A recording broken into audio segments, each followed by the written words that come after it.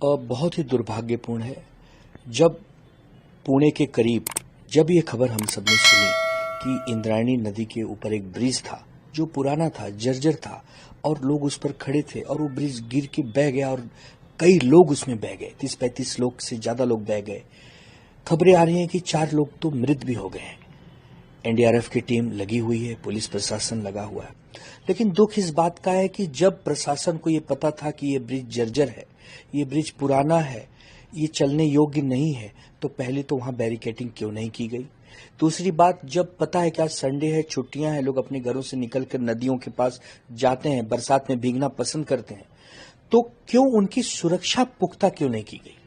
हम सीधे सीधे आरोप लगा रहे हैं सरकार में बैठे उन बड़े बाबुओं पर, अधिकारियों पर, जिनके पास ये जिम्मेदारी थी उस ब्रिज के देख रेख की, रख रखाव की। उनको गिरफ्तार करना चाहिए, उन पे कड़ी से कड़ी सजा उन्हें देनी चाहिए, क्योंकि ये सीधा सीधा हत्या का मामला है। ये लोग बच सकते थे अगर उस ब्रिज के यहां नोटिस लगे होते, पुलिस खड़ी होती, प्रशासन होता, तो लोग बच सकते थे। आपको जानकर हैरानी होगी कि इस ब्रिज का 1 साल पहले ही 8 करोड़ रुपए का फंड भी आवंटित किया गया था, लेकिन वो सिर्फ कागज पर रह गया। न ठेकेदार अपॉइंट हुए, न ब्रिज का काम शुरू हुआ। अगर उस ब्रिज का काम भी शुरू हुआ होता तो आज 4 लोगों की जिंदगियां भी बच गई होती और ये जो 25-30 लोग घायल हैं ये भी बच गए होते। ये जो सरकार में बैठे मंत्री हैं, ये जमा कर रहे हैं खोखे, भ्रष्टाचार करके कमा रहे हैं खोखे और जनता के जान के साथ कर रहे हैं धोखे। ये कैसी सरकार है? क्या इसीलिए हमने इन सरकारों को चुना था? जब आपके पास चुनाव आता है तो आप कहते हैं हम अपनी लाडली बहनों को ये देंगे, आशा वर्कर को ये देंगे, किसानों को ये देंगे, और 8 करोड़ रुपए आपने आवंटित किया और आज तक उसको ठेकेदार आपने नहीं चयनित किया, आपने टेंडर नहीं किया, ब्रिज नहीं बना।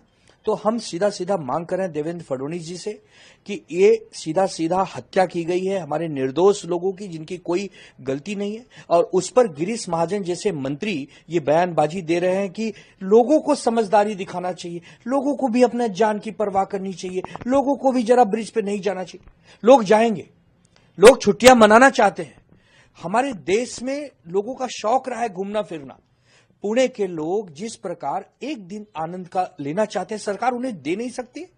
आज जिस प्रकार पुणे की कानून व्यवस्था की दुर्गति हुई है और लोगों से छुपा नहीं है, अब लोग पर्यटन बन के भी नहीं घूम सकते। यही तो बरसात का 1-2-4 महीने का मौसम होता है कि लोग अपनी खुशियां जाहिर करते हैं, और इस सरकार के निकम्मेपन की वजह से, लापरवाही की वजह से आज जिंदगियां मौत के पास जा रही हैं।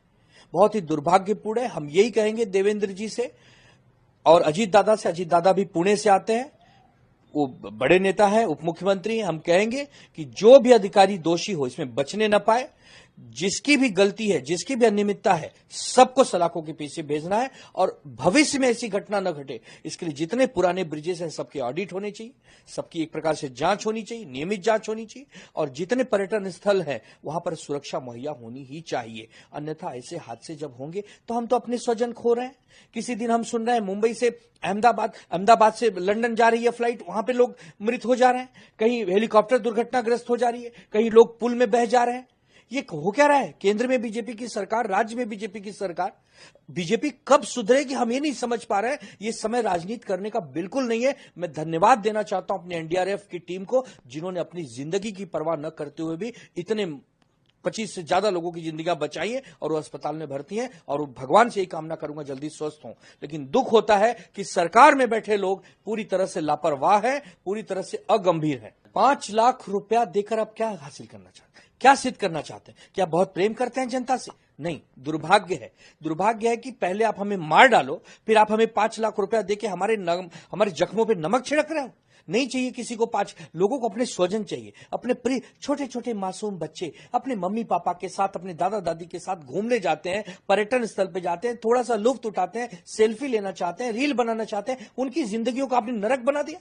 इस सरकार ने, जब से ये सरकार अस्तित्व में आई है 2024 के नवंबर से, तब से ये सरकार जनता की काम नहीं कर रही है। ये तीन तिगाड़ी काम बिगाड़ी, ये जो तीनों मिलके सरकार को लूट रहे हैं ना, इससे जनता त्राही त्राही कर रही है। और अब जनता सड़कों पर आए बिना रुकेगी नहीं। हम आज विपक्ष में हैं, हम यही मांग करेंगे कि कोई भी अधिकारी इसमें बख्शा ना जाए, छोटी मछली के साथ साथ बड़ी मछली भी पकड़ी जाए। नहीं ठीक है, वो प्रधानमंत्री जी, हम देखिए, हम इसमें पहले कह रहे हम राजनीति नहीं करना चाहते। एक प्रधानमंत्री होने के नाते, गृह मंत्री होने के नाते, चीफ मिनिस्टर होने के नाते लोग एक दूसरे से संवाद करते हैं, लेकिन प्रधानमंत्री जी को यह पूछना चाहिए आदरणीय देवेंद्र फडणवीस जी से कि तुमने इतनी बड़ी लापरवाही कैसे करवा दी। तुम चीफ मिनिस्टर हो, तुम्हारे कैबिनेट के अधीन ये सारे काम होते हैं, चीफ सेक्रेटरी के पास बहुत सारे टेंडर की बात जाती है, इसकी जो मीटिंग होती है क्यों नहीं होती रेगुलर मीटिंग, क्यों ये इरेगुलरिटी आप कर रहे हैं, क्यों जब वो ब्रिज जर्जर था तो उसकी आपने ऑडिट नहीं करवाई, और ऑडिट करवाई तो उसका टेंडर क्यों नहीं निकलवाया, टेंडर नहीं निकलवाया तो उसका ब्रिज क्यों नहीं बना। एक से एक तार जुड़े हैं, आप पाएंगे इसमें बहुत लोग पकड़े जाएंगे। ये बहुत बड़ी लापरवाही का विषय है, ये सीधा सीधा हत्या का मामला है।